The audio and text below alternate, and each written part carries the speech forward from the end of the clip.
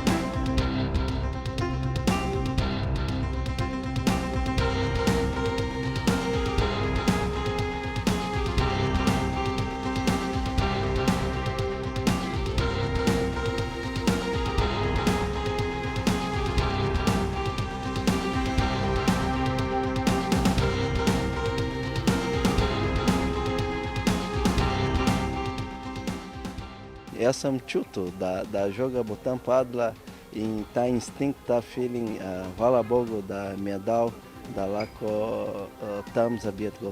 Danes mi smo imeli rekord stativo, ampak vemo, da to proti Taboru Sežana vedno je težko igrati, ampak mislim, da danes smo zaslužili zmago, ker smo bili boljši, smo igrali dobro.